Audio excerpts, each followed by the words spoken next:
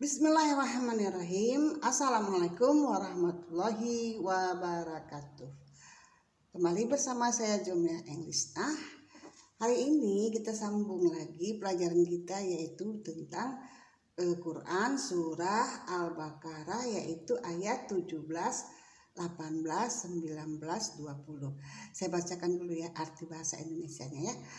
Nah, orang-orang yang mengolok-olok agama suatu hari akan mengalami kegelapan, padahal sebelumnya mereka tiada berkekurangan suatu apapun. Ini Quran surat Al-Baqarah ayat 17.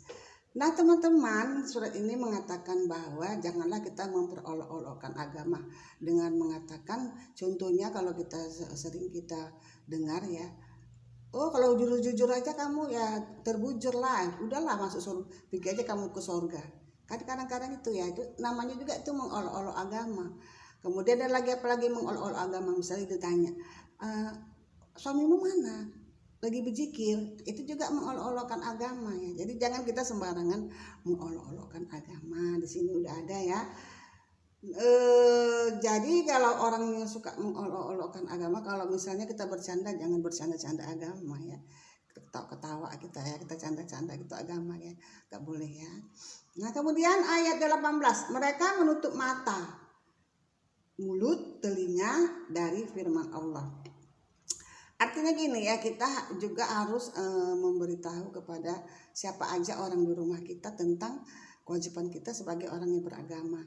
Firman-firman Allah itu kita wajib untuk kita beritahu sama anak cucu kita. Contohnya kalau misalnya pas maghrib anak cucu kita masih main HP, kemudian anak cucu kita masih main gitar, kan kita wajib ya, ini sudah mau maghrib, tolong ya jangan main gitar lagi, persiapan untuk sholat misalnya.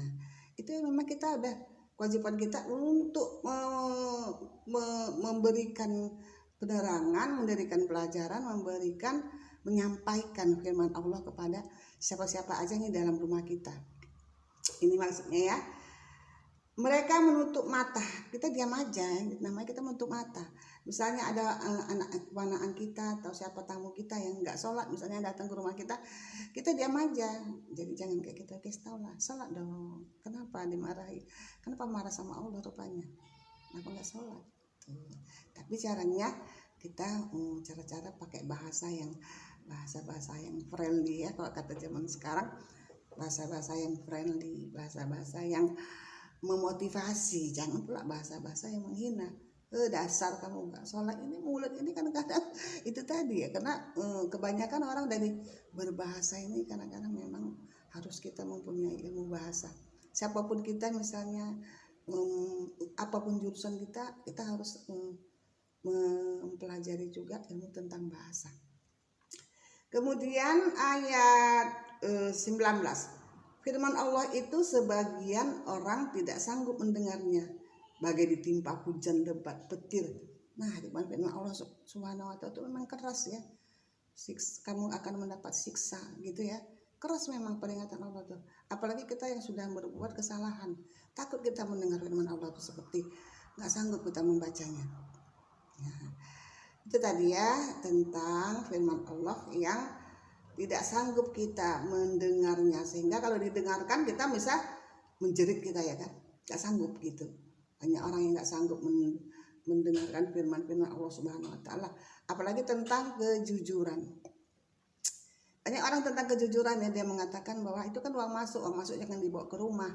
Sama aja perbuatan kita itu juga yang dinilai Allah Subhanahu wa ta'ala. Perbuatan kita itu yang mencari uang masuk, itu yang menerima uang dari sogokan gitu ya.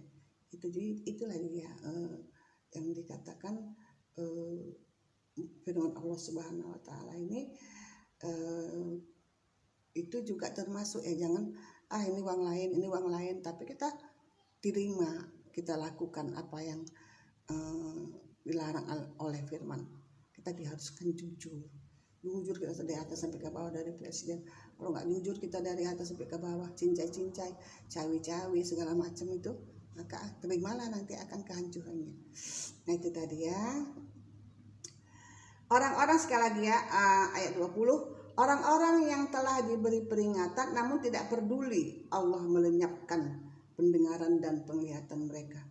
Ya, kata-kata itu melenyapkan, mengerikan ya. Jadi memang itulah bahasa Al-Quran itu tegas. Jadi banyak orang takut ya membaca Al-Quran. Kenapa? Karena udah berbuat kesalahan yang jauh sudah melangkah, sehingga untuk balik lagi, untuk bertobat pun dia nggak bisa. Dia nggak percaya dia dengan firman-firman Allah Subhanahu Wa Taala. Nah itu tadi tentang arti Quran surat Al-Baqarah ayat 17, 18, 19, 20. Demikian dulu ya. Assalamualaikum. Semoga ada manfaatnya.